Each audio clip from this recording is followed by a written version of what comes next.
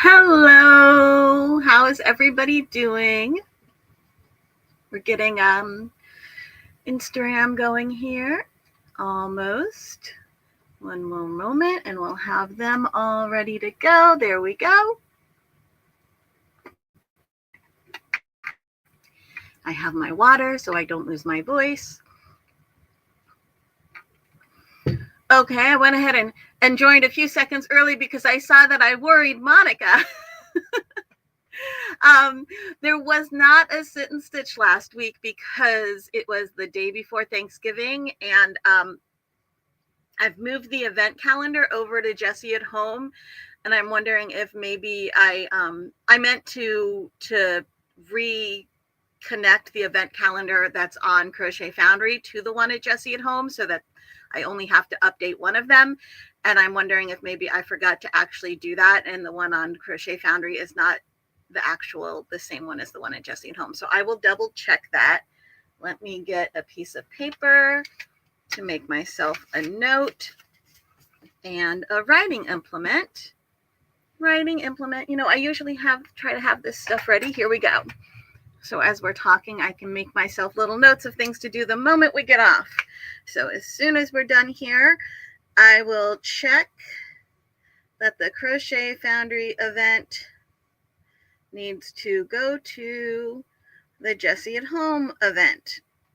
That way I only have to update one calendar and it updates both of them. So the calendar will live on Jessie at home, but it'll still have the link on Crochet Foundry. So if you click on the link on Crochet Foundry, it'll just take you over to the calendar that's on Jessie at home. And that way I have one calendar for everybody. I'm trying to streamline things so that I don't have to do the same thing over and over. You know, just trying to get things running more smoothly. So, yeah, I hope everybody had a good Thanksgiving. Let's see, it is 12:02. I have a lot I want to get through today, but I also have a really bad headache. So if I'm not as chipper as usual, that is why. I just woke up with a really bad headache this morning. I took some, I don't remember, ibuprofen or whatever, the stuff that normally works when I have a headache. And I have some coffee because a lot of times caffeine helps with headaches. So hopefully it will dissipate as I drink more of the coffee. But yeah, so if I don't seem quite as chipper as usual, that's just because I have a headache, which is a bummer, but oh well, life goes on, right? So, really exciting stuff to go on today. Let's see. Sarah, Firelight Creations, says hello. Monique says hello. Monica already said hello and also says it's migraine season. Well, that's a bummer. So by the end of this week, I hope to have all of these patterns released. Okay. I really wanted to have them all released by Monday, like 2 days ago.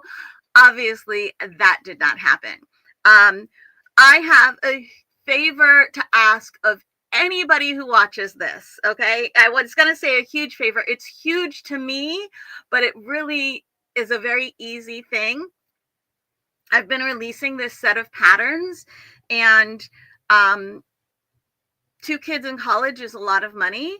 So what would be so incredibly helpful to me is if you want the patterns, go ahead and buy them, but please don't buy a pattern you don't want. You know, that's silly.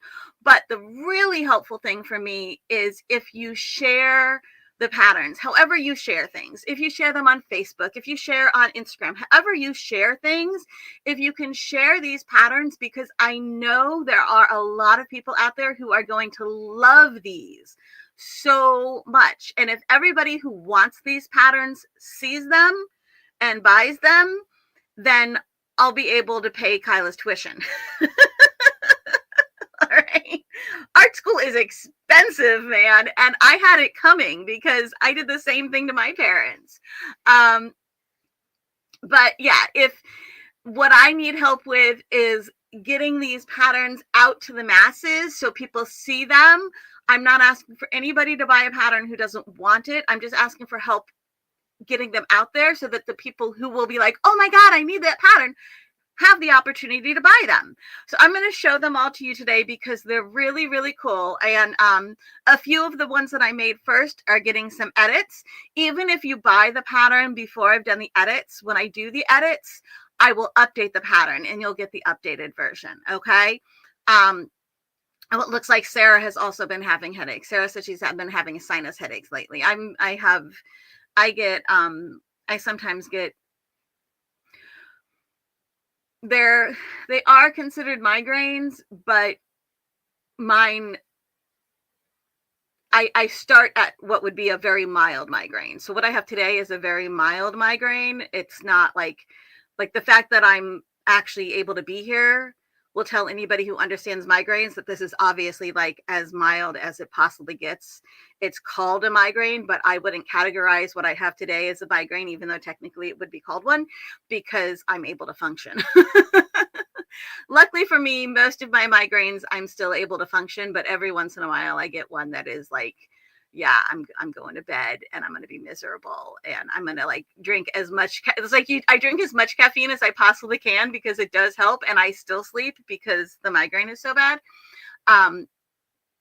But yeah, thankfully today it's very, very mild. Most of my migraines are mild. I wouldn't even, like I said, I wouldn't call them migraines, but I guess there's like something about like where they come from or whatever that categorizes them that way. So they are categorized as migraines, but anyway, not all that important. The point is I'm here and I'm functioning. And so that's good.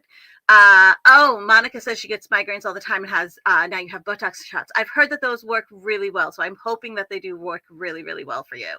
Glad you're here. Chocolate is good and water.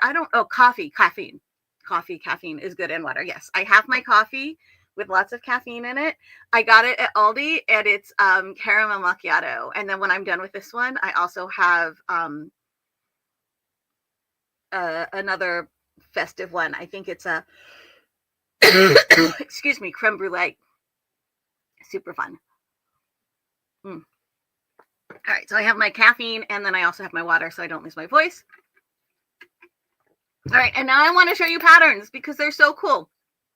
Oh, and one more thing real quick before we get to the patterns. All of the places where you're seeing this live now, this live stream now, you can also see a live stream every morning at 10:30 a.m. Eastern time. I guess morning and a.m. is kind of redundant, but still 10:30 a.m. Eastern time every day. We started on November 30th and it's going through December 25th because I have the Twice Sheared Sheep Advent box. And so at 10:30 every morning, I'm showing you what that day's little gifty is. So on the 30th of November, I just showed the box and warned everybody that this was coming. And now I've been opening it every day. So I've gotten 3 so far and they're so cool.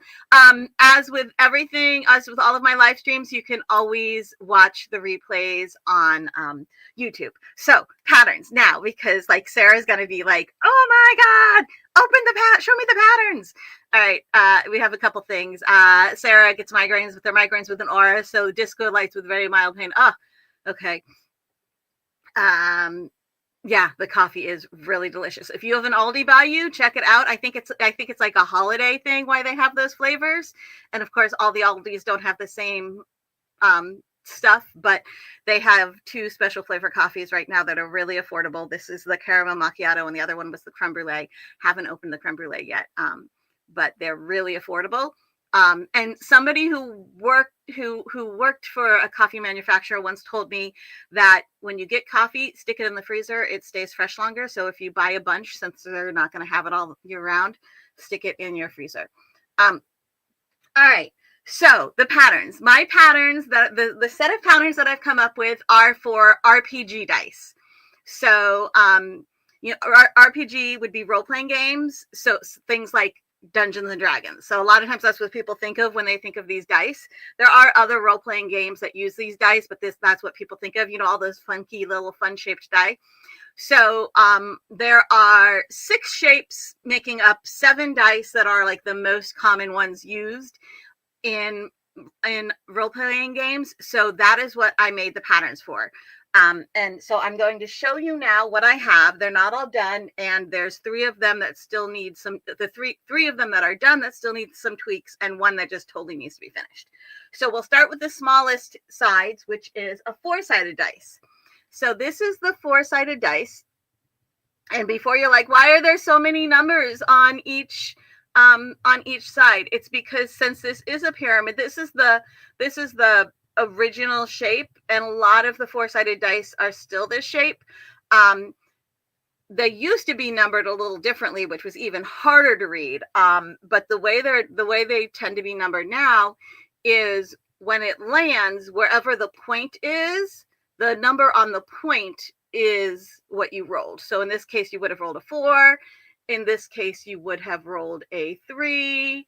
Let's see, there's a 2, and where'd the 1 go? There we go. There's a 1. So every one of these patterns has two size patterns in it. There's a little bit of difference between the 2 patterns, so they are written separately. It's like first is the intro with all of the stitches and any special stitches. When you get the pattern, you get the little intro, there's the stitches, the list of the various, all the supplies, the yarn, the gauge, everything like that, the list of stitches and techniques and everything used. The special stitches are in there so that they have the instructions on how to do the special stitches, along with videos that show you how. There's also in there, there's the techniques, which I have to finish editing the pattern, the videos for, but it's written in there, and there will be videos that link that show you how I do the how to do the joining. The instructions on it are written. I just find that a lot of times videos help as well.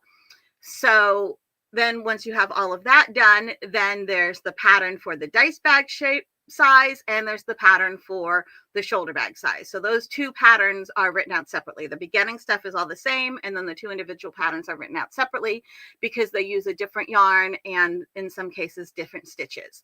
So the yarn for the smaller bag is the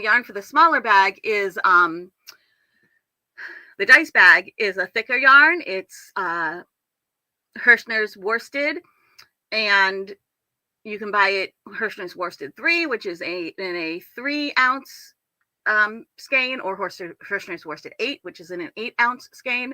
Let me check and see what I think I still have. Yeah, right now this is the twice sheared sheep link. I meant to go ahead and switch that over, but we're going to actually switch it to here. I'll show you what I'm doing real quick so you can see, because I'm going to show you where you can find all of the pattern links. So we are going to go to my screen share here. All right. Actually, I think, yeah, we're going to go to the screen share here. If I do it this way, is it a little, yeah, this I think is, no, it works the same way on, I was checking the vertical, the Instagram thing to see if you could see it better in any of these, but not really. All right.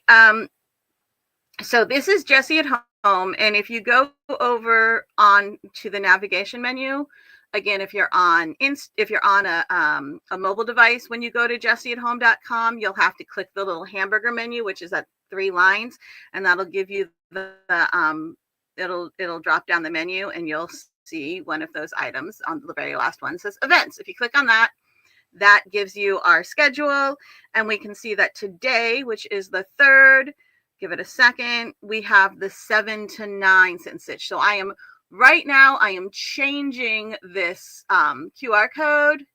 Let's see, come on, there we go. All right, the QR code is now changed, so it is the link for the 7 to 9 p.m. Eastern live stream, or sit and stitch, Zoom sit and stitch. Now, when you're on Jessie at Home, you can always click onto blog in that menu, okay? Or if you're having a hard time finding the menu, let me go back to just the main Jessie at Home page here. Okay, when you just go to jessieathome.com, if you scroll down, I'm thinking I need to put something up here that just like shows the first few blog posts, but if you scroll down, you'll see this one that says blog. If you click on that, that will also take you to the blog post. Okay. So now you can see all of the dice patterns I've released so far. The one that was the longest ago says bag of holding RPG dice bag sets, crochet patterns. All right. This is the main post. So if we open it, I'm just going to open it in a new link so I can get back to this one easily. If you open it, you'll see that this one, it tells you about the pattern set. Okay. And then it gives you a little bit of information about how they're being released. And then here we have the links to each of the patterns. So this is a great way to find the links to the posts about each of the individual patterns. And once you're here, you can go to the post about the pattern. Here's the D4 one. And in there, as you're scrolling down, you can see you can get the printable pattern will take you to my Shopify store.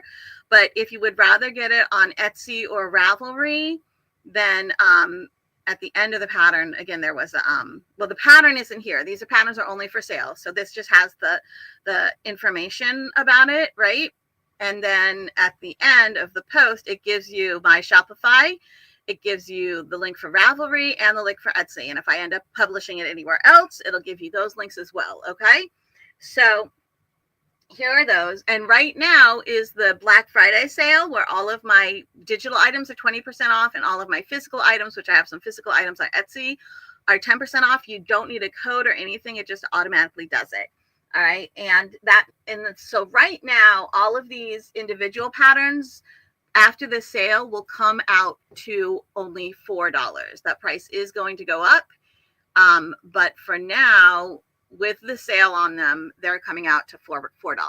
So here is the dice bag size of the D4. And there is a piece of plastic canvas as a stabilizer that's here in just the base on this one. Okay. So that way it's nice and sturdy base, but it's still like, a little dice bag that you can put things in. It doesn't need to have as much stability because it's smaller and because the yarn is nice and it's got a nice tight gauge and the yarn itself is a little bit stiffer. I would try to avoid, you can put these in the washer and then let them air dry. That's totally safe with this yarn, but I would actually just kind of spot clean because the more you wash this, the softer it'll get. So if you don't mind it getting softer and maybe losing some of its stability, that's fine. But if you do mind that, then I would just like spot clean if you get something on it. Okay. But you can see it just opens up like this. And if you can kind of see that there's just, plastic canvas, a piece of plastic canvas cut and put in there. In the pattern, I have the templates for cutting out the plastic canvas. All right. I have them in there so that if you print it out on 8.5 by 11 inch paper, which is standard copy paper in America, it will, or in the United States, it will be the correct size. On each of those pattern templates, there's also a little square that says 1 inch, and it should be a 1 inch square. So you can check it that way. And if you're printing onto a different size paper, you can always like do whatever adjustments you need to do, print it out, and then check and see, did I actually get this correct? Is this little square actually a 1 inch square? So use that 1 inch square to make sure that it really is 1 inch. And as long as it is, then your template will be the right size. Again, as long as your gauge is correct. Okay. Otherwise, if your gauge is incorrect or your template is the wrong size, you're going to have to figure it all out yourself. All right. And so, all I did for those is like the template itself is about 1/8 of an inch all the way around, smaller than the crochet piece is blocked to. So if your crochet square is a 7-inch square, then your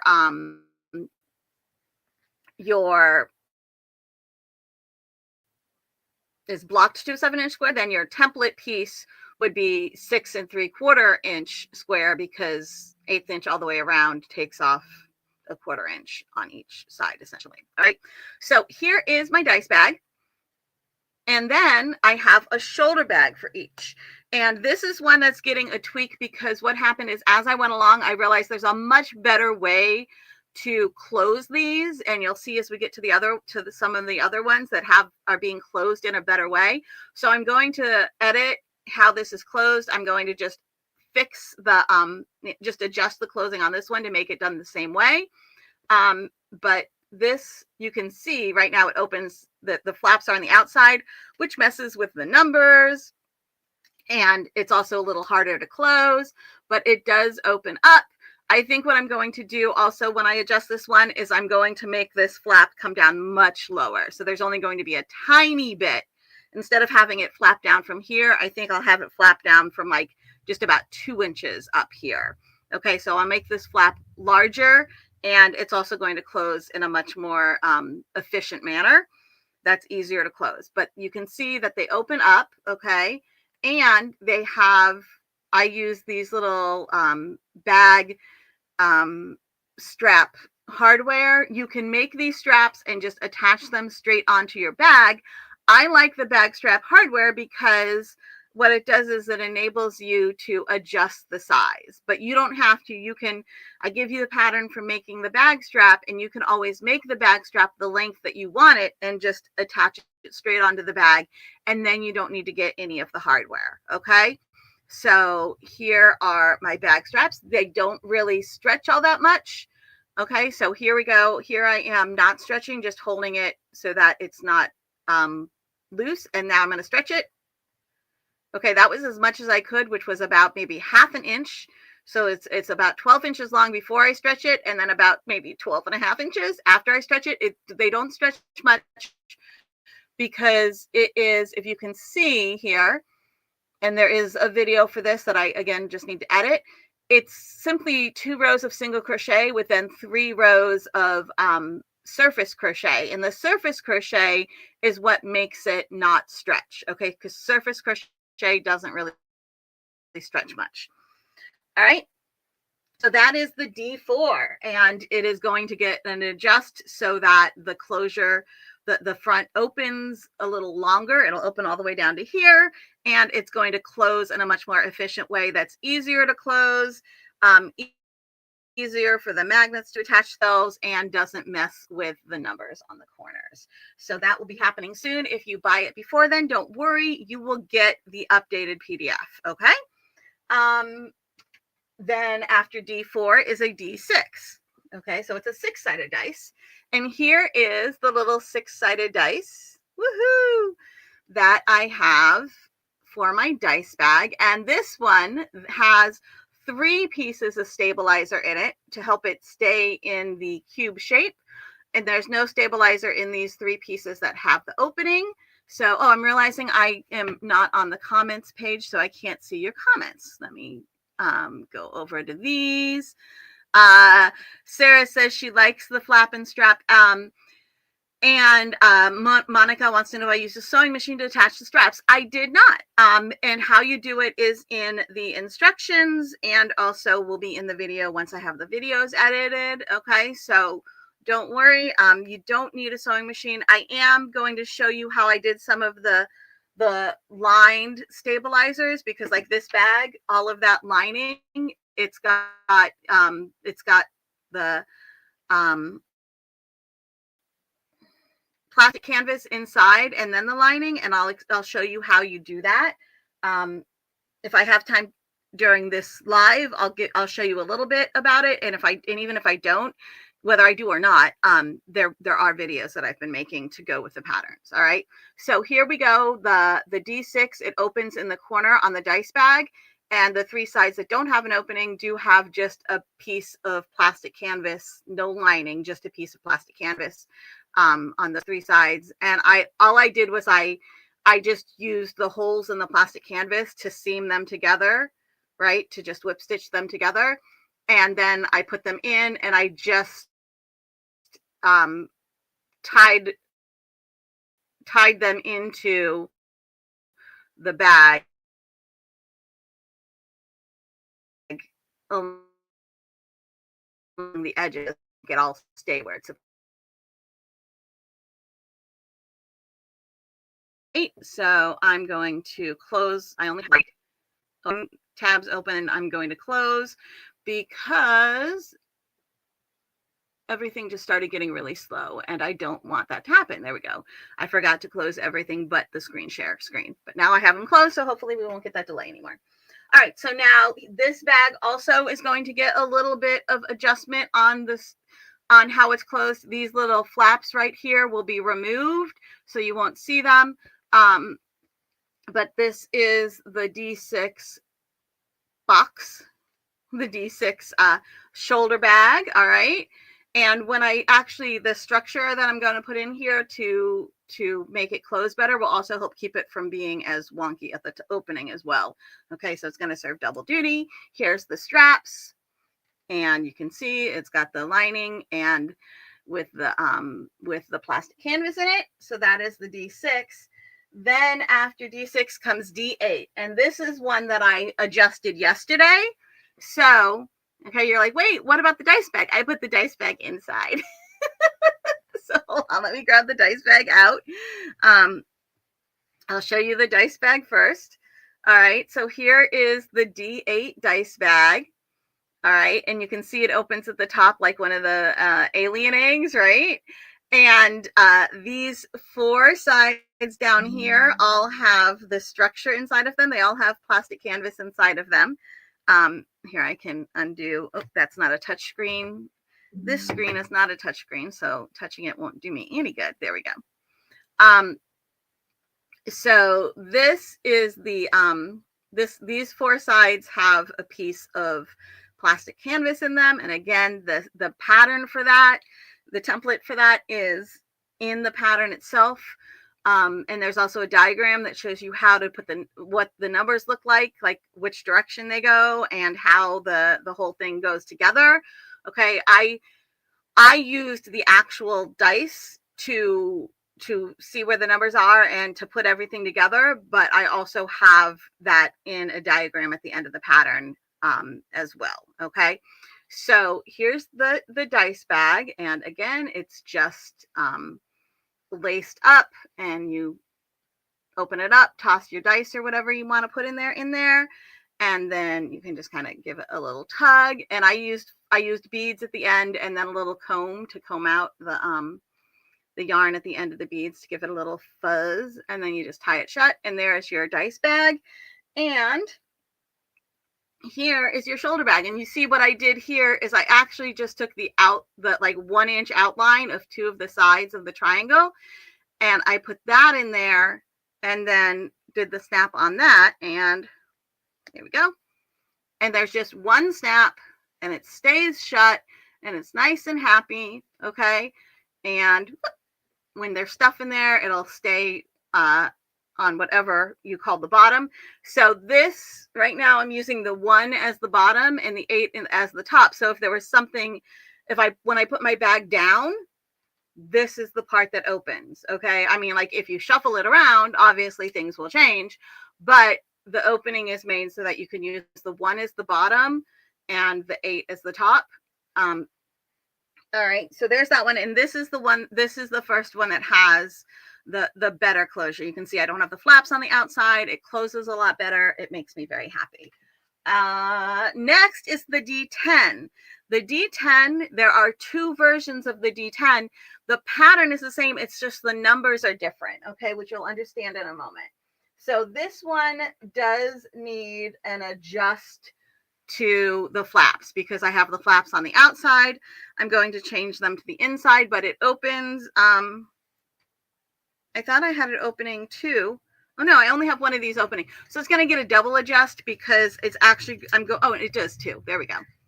There we go. I knew I had 2 of them. So 2 of the flaps open up like barn doors. Okay.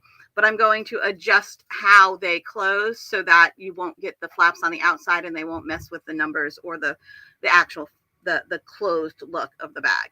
So let me show you real quick though, the inside bags, the dice bags, because then you'll see what I mean by there's 2 sets of, they're numbered in 2 different ways. So this is a traditional D10, and it's got the 10 sides, and it's numbered 1 through 10, but actually instead of 10, it's a 0. So it's 0 and 1 through 9.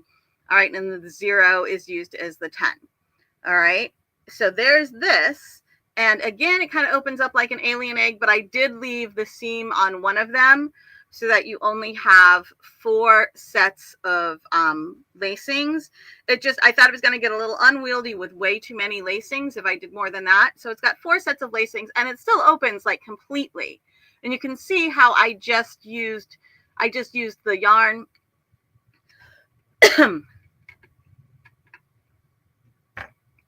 I just whip stitched the stabilizer, the plastic canvas together with yarn, and then tied it in at the equator here to make it stay. And so that's the dice bag, and that's the regular D10 numbering. Then there's what they call a percentile die. And the percentile die is when you're trying to roll when you need to roll a 100-sided die, you roll along with the 10. And so it has 10 through 90 on it and a 0, 0. So if you roll the 0, 0 and the 0 on this, that is 100. Otherwise, the first number of these 2-digit numbers are the first number of what you've rolled. And the numbers on this dice, the 10-sided die, the regular 10 dice, these are the 1s digit. So this gives you the 10s digit, this gives you the 1s digit. So if you roll a 20 and a 4, you have 24. If you roll a 20 and a 0, then you have 20. Okay? If you roll a 0, 0 and a 1, you have 0, 1, which is 1.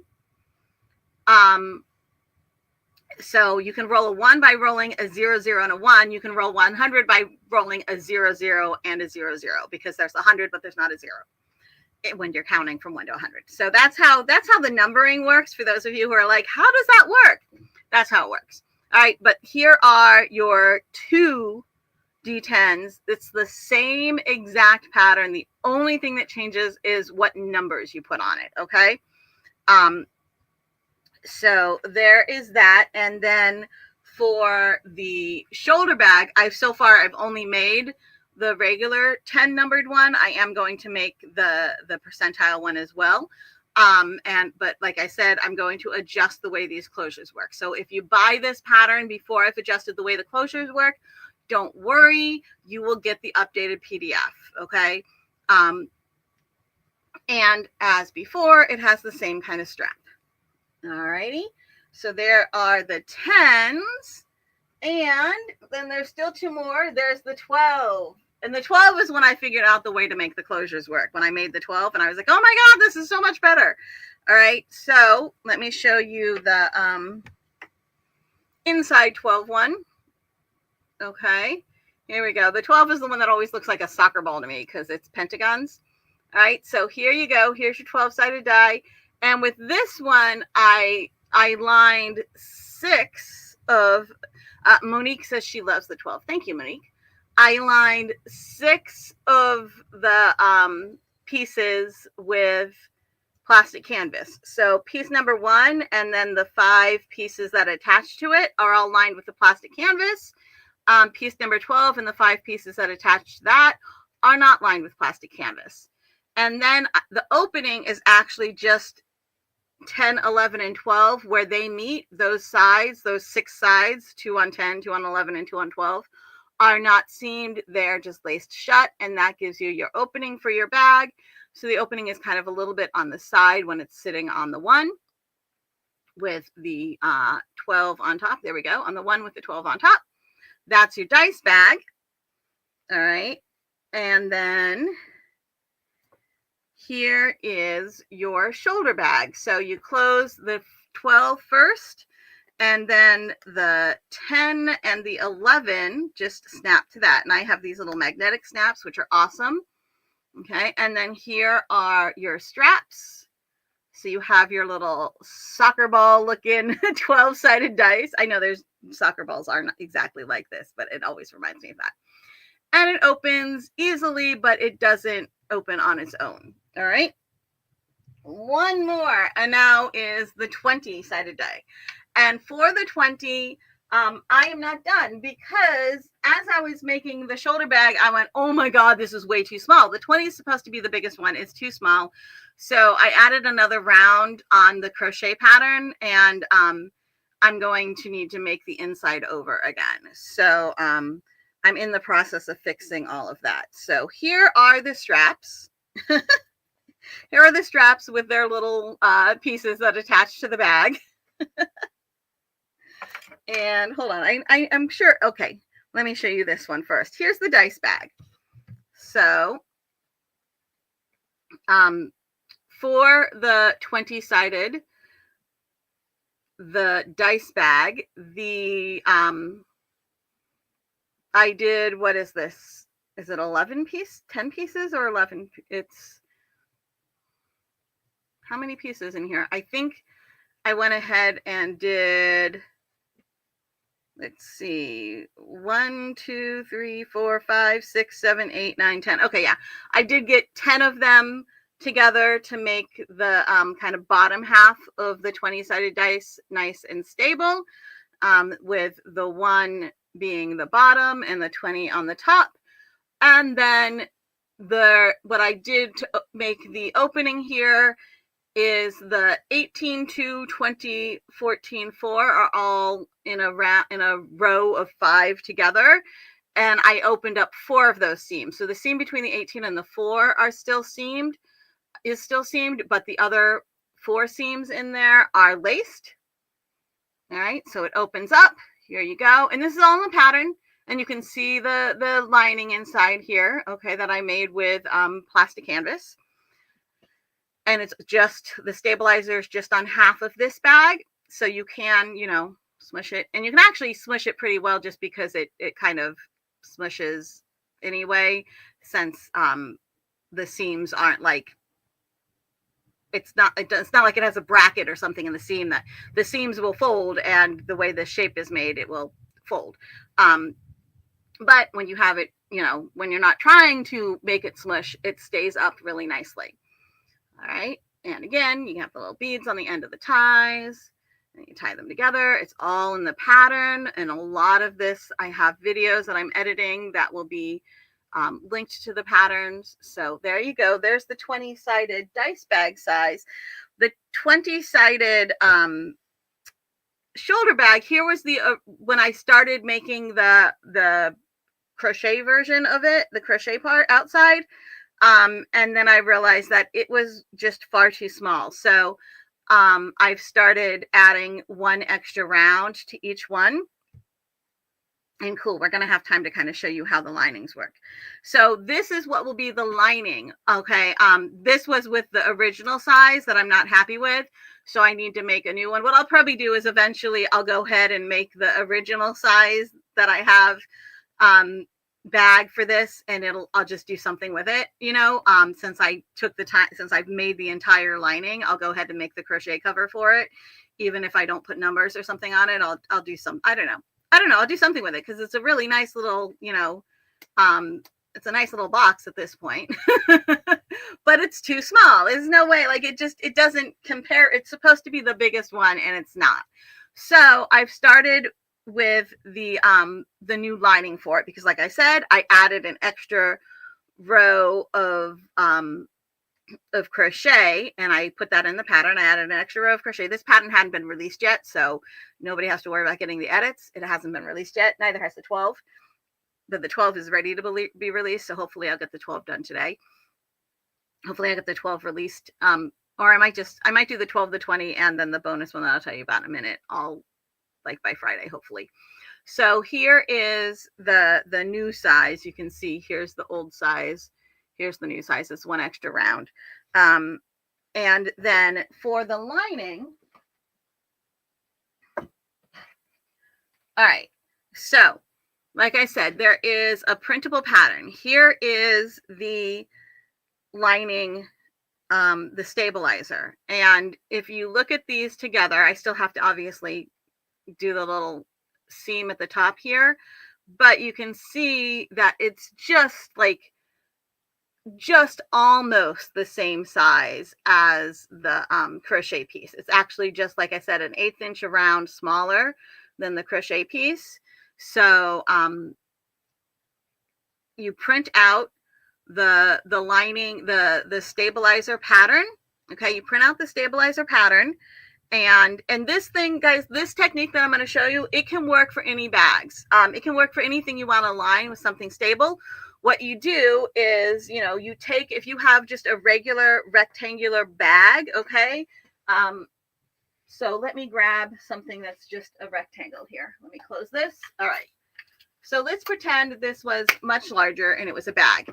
So you have this regular rectangular bag that you've crocheted and you want to put a really stable lining in it. What you would do is you would measure. So you'd measure this way and this way and this way. And you would, if it's crochet or knit, what you would do is, let's say that it was 12 inches across by 10 inches tall. Okay. Instead of cutting out a rectangle that's 12 by 10, you would make it an 1/8 inch smaller on all sides, which an 1/8 inch on this side and this side equals a 1/4 inch, right? So instead of being 12 by 10, you would cut out a rectangle that's 11 3/4 by 9 3/4. Excuse me, hiccups. Cut out this rectangle, again, an 1/8 inch smaller on all sides. This one. These two are the same size. These two are the same size. Cut out this one. If you want to top, you can do that, you know, however you're going to open or shut. But you cut out the rectangles just that tiny bit smaller, and then you're going to make another version of the bag that is a line, that is the stabilizer that's been lined. And in this case, I'm lining it on both sides, okay? Because I want it to look nice inside, and because you can see through the yarn, I want it to look nice. I don't want to look through the yarn and see the stabilizer. I want to look through the yarn and see the lining fabric. You don't have to do that. But this is the way I'm doing it here. And so I'm just going to show you how I do that. Once you have these, what you can do is you kind of you want to figure out how much of rectangle that works around the piece doubled. Basically, you're going to fold a rectangle of fabric around your piece. Where'd my fabric go? Here it is. Okay, you're going to fold a piece of fabric in half and put your piece on it. So all I did to figure out how big I wanted the rectangle was I just took 2 of them and went, okay, well, if I fold it, then that means it needs to be like this. And I need to have an extra like 1/2 inch all the way around for a seam allowance. So in the pattern, I tell you what that rectangle, I give you a rectangle. I don't give you like a fancy, I'm not giving you a diamond. I'm just giving you the rectangle size. And I say, cut out X number of rectangles at this size from your lining fabric. So here that is. Then what I did was I folded that in half. Okay. Once it was folded in half, I laid the piece of stabilizer, the plastic canvas, on top of my piece of fabric that was folded in half. And then I traced the other sides. All right. So one side of my stabilizer is on the fold, and then I traced all the other sides. Now, once all your other sides are traced, you want to sew them together except for one side. Okay, so since the triangle only has 3 sides, one side's the fold, I sewed the one other side, and then I left the 3rd side open. If you have like the pentagon, then the pentagon, one side will be the fold, and 3 sides will be sewn together, and then the last side will be open. Once you've got that done, you want to cut your seam allowance to about 1/2 inch. So I'm going to do that real quick. All right, I'm cutting my seam allowance to about 1/2 inch.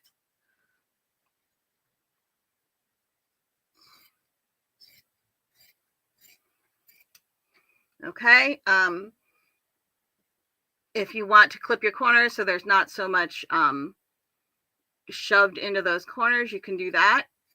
I wouldn't clip too much off of the corner that hasn't been sewn yet, but the other ones you can give them a good clip. Make sure I like to make sure there's still like 1/8 of an inch left. Okay. Now you flip this right side out. Okay. And then any of these corners where it gets stuck like that, what I usually do is grab a pin. Okay. I mean, you can use a tool that pokes things out, and or you can just use a pin and just, you know, I just kind of use the pin to, oops, sorry. I just kind of use the pin to just kind of go in there and pop out the corner. Okay. So I've done that. And then I'm going to take my piece of stabilizer and I'm going to slide it in here. And I'm going to keep the seam allowance. There's those two pieces of fabric inside here. I'm going to keep those both on the same side of my stabilizer. Okay. So I'm sliding my stabilizer in so the seam allowance is all on one side and the other side just has the one single layer of fabric. All right, so I'm doing that. My seam allowance is all on this side. It's easier on a triangle when you get to the pentagon and there's like 3 sides that have been seamed. You can get a little tricky, but just, you know, futz around with it as needed. All right, I get it in there. And then you can just use some pins, right, to kind of, here. I usually use for this one, I've been using 3 pins. All right, here, hold on.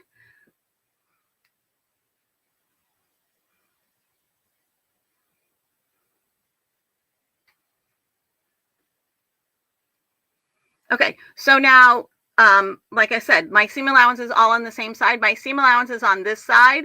Here, there's just one layer of fabric and then the plastic canvas. Here's the plastic canvas, the seam, and then the last layer of fabric. So now what I'm going to do is I'm going to fold my seam allowances on my unsewn side into the same direction as the others. So they're all on this side. So first I kind of mark with my fingers where that fold should be. I fold the one back here over and then fold this on, fold it so I have a little sandwich, right? And then just smush those 2 pieces together and grab my pin, which is usually in my mouth, but I'm trying to talk, so it's not. Pin it shut, all right? And then take this one and fold all of this to the inside. And I just kind of try to get this as neatly as possible tucked in. Fold it all to the inside. Put the pin back in it. Take out this pin.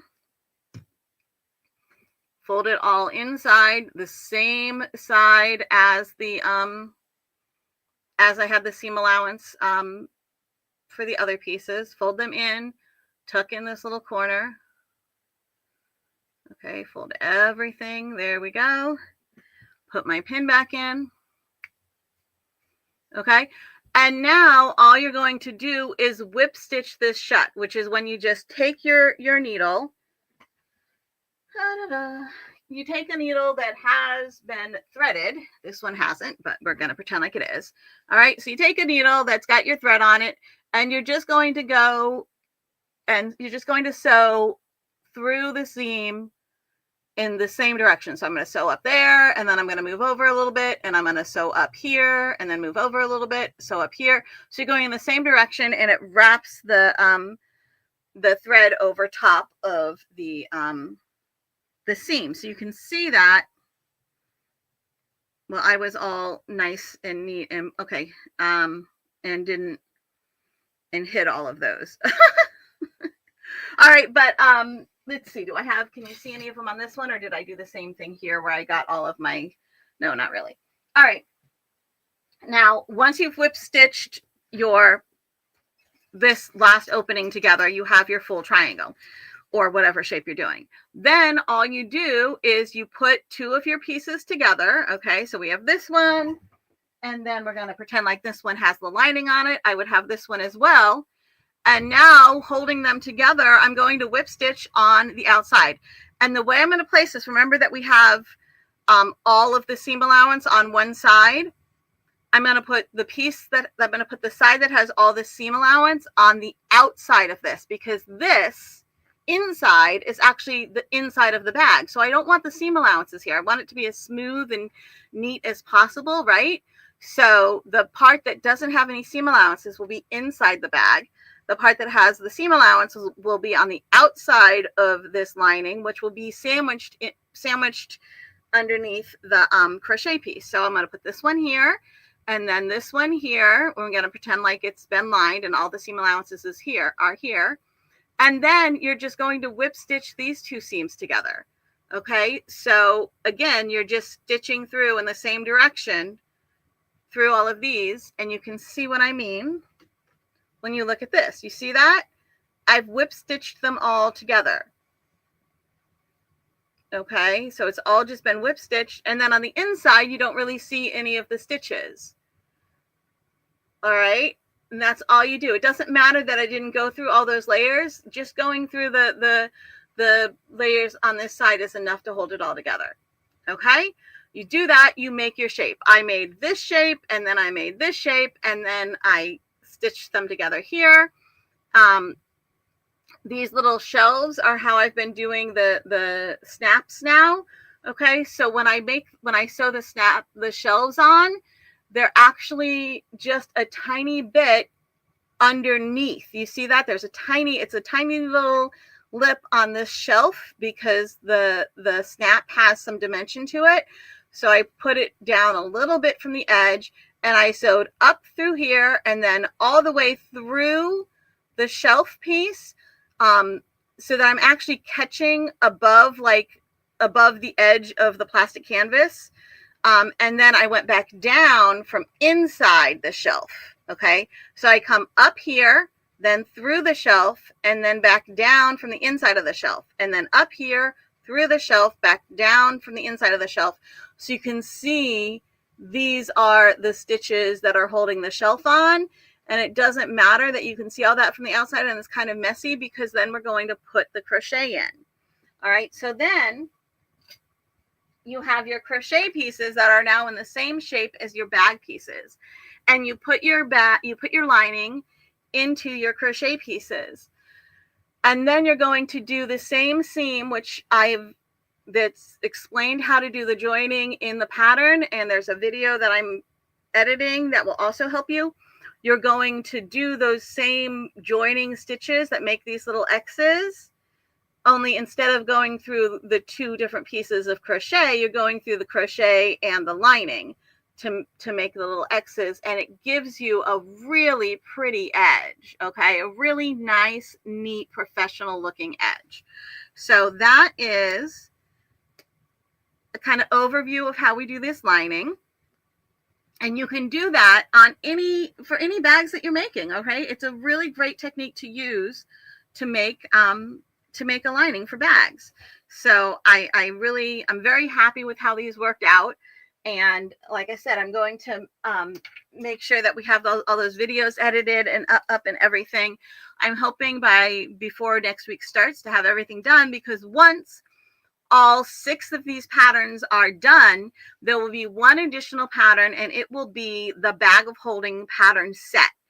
The bag of holding pattern set will have all 6 of the patterns, and there'll be a bonus pattern. And the bonus pattern is the bag of holding pattern. And the bag of holding pattern will be a bag that all of the dice bag size bags fit into.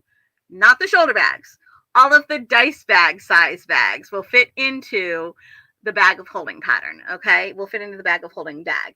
So that will be the bonus pattern. Once the bag of holding set is released, the bag of holding set full price will be $50. So that discount brings it down to $24, which is the same as 4 times 6. And right now the Black Friday sale discount brings these patterns down to 4. So if you buy all 6 of these patterns before the bag of holding pattern is released, you can get the bag of holding pattern set for free. So don't stress out about that.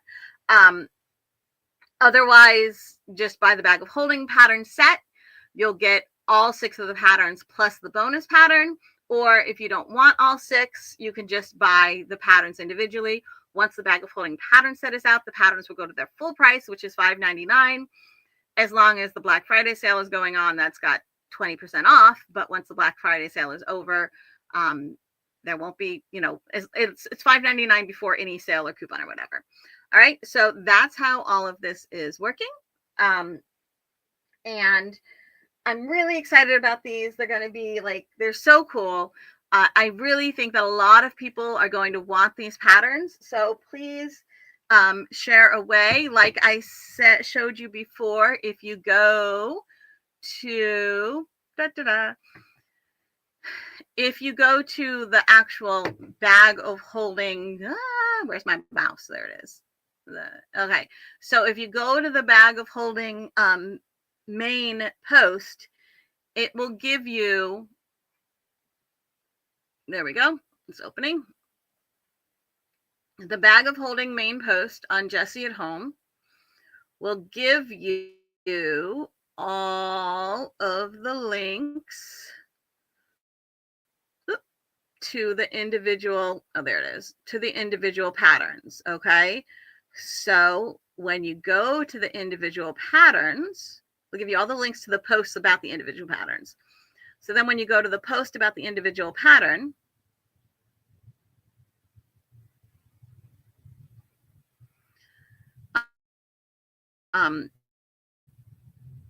this get the printable PDF link will take you, this button will take you to buying it on Shopify.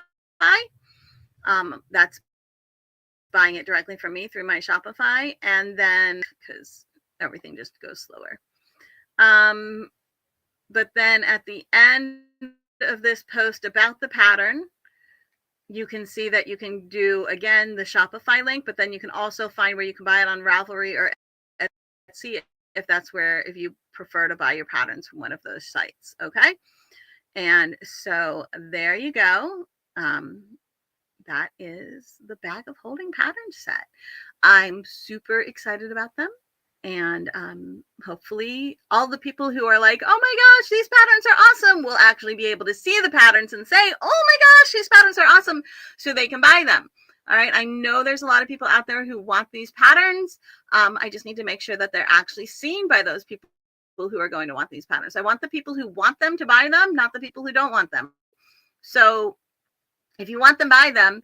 But whether you want them or not, if you like the content that I give and you want to help make sure that I can continue to give this content, I continue to design patterns. A lot of my patterns are free on my website. If you want to make sure that I can continue to do that, then please, a really incredibly helpful thing you can do for me is sharing some of these posts on Jessie at Home that are about these patterns, so that these patterns can get in front of the eyes of the people who actually want them. That would be incredibly wonderful, and I would appreciate it beyond words. And so would Kyla, because we're having a rough time making sure we can get her tuition paid.